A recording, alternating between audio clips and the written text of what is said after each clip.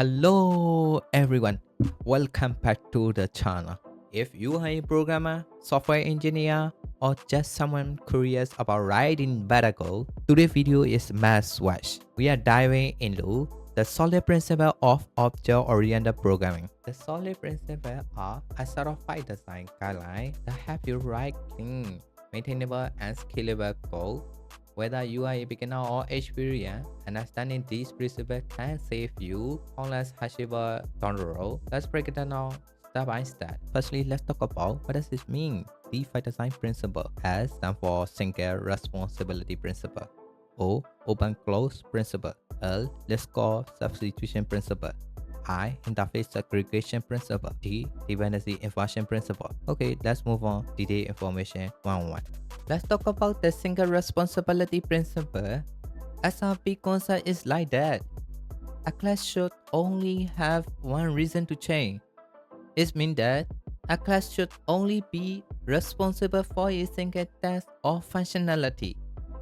Now, take a look at this programmer class. It has two methods, implement code and draw UI design. At first glance, this might seem fine. But if we think about the responsibilities, we notice an issue. According to our code, the implement code method is focused on coding or writing logic, but the draw UI design method is about designing the user interface, which is completely different. UI design is typically the responsibility of a designer, not a programmer. By combining these two methods into one class, we violate SRP. Because changes in either coding or UI design could require modifying this class. This creates unnecessarily cabling and maintainability. So how do we fix this? To adhere to the SRP, we should split it into two separate classes. It should be handling into a single responsibility. Let's take a look at example. Now, each class has a single responsibility. The programmer class handle coding and the UI designer class handle UI design. If there is a change in the UI design process, we only need to modify the UI design class, leaving the programmer class untouched. In summary, SRP principle helps us create focused, modular, and maintainable classes. Following this principle make our code easier to understand and adapt to future changes. Let's talk about the open-close principle. This principle concept is like that. A class should be open for extension but closed for modification. In similar terms, it means you should be able to add new functionality to a class without altering its existence at all. Now, take a look at this exchange rate class. It has a calculate rate method that determine the exchange rate based on the type of currency. Here, we use if as condition to check the different currency type, like USD rate or Euro rate. The problem is that every time we add a new currency, we need to modify the calculate rate method to include another if a condition. This violates the open-close principle because the class is not closed for modification. It exchanges every time we extend its functionality. How do we fix this? To adhere the OCP, we can use inheritance. Instead of checking for specific currency types inside the exchange rate class, we can delegate the rate calculation responsibility to the iExchange calculate interface hierarchy. Let's take a look at example code. With this design, we can add new currency by creating such class without modifying the existing class. For example, if we introduce a new currency like INR, we simply create new subclass. In summary, by using this, we make the class open to adding new currency but closed to modifying its existing codes. It follows the OCP principle. Alright. The concept of Liskov substitution principle is like that. Object of a superclass should be replaceable with a subclass without altering the correctness of the program. It's simply right. Take a check-out example.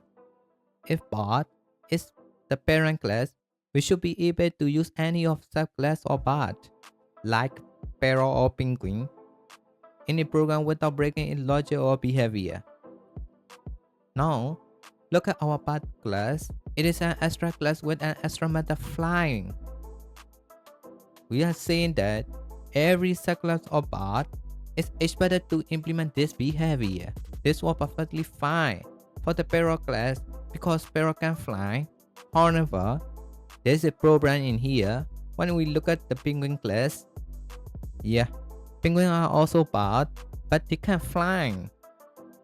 But in here, penguin class is the bird class, so it is forced to implement the flying method, even though it doesn't make sense. They violate the Liskov Substitution principle. How can we fix this?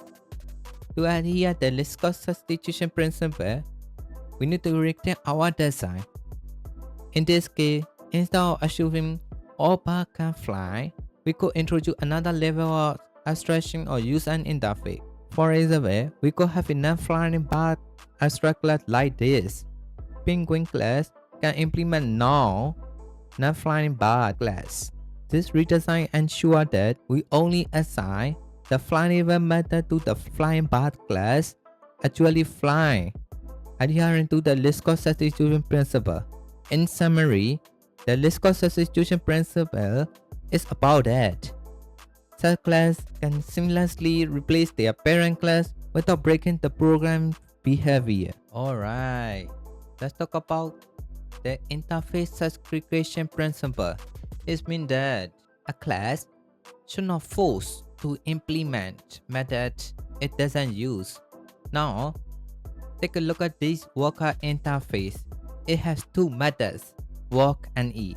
This works fine for some classes, like a human worker class who can both work and eat. But now, look at the robot class. Robot can work, but they don't eat. Now in here, we are forced to add a dummy implementation for eat. This violates the interface segregation principle. How do we fix this? To follow the ISP, we should split out the worker interface into a smaller, more specific interface, like this example: workable interface and eatable interface. This redesign ensures that each class only implement what actually used, adhering to the interface segregation principle. By breaking down large interfaces into a smaller ones, we make our code cleaner, more maintainable, more aligned with real-world behavior. Now, let's move on to the final principle of solid, that is dependency inversion. The concept is like that: a high-level module should not depend on low-level module. It means abstraction should not depend on detail should depend on abstraction. Let's take a look at an example. In this code, we have an interface payment gateway with a payment process. In here, platform 1 implement payment gateway. So far, this looks good, but the problem arises in the user class. Notice that the user class is tightly coupled to the platform 1 class in here. It directly depends on the concrete implementation platform 1.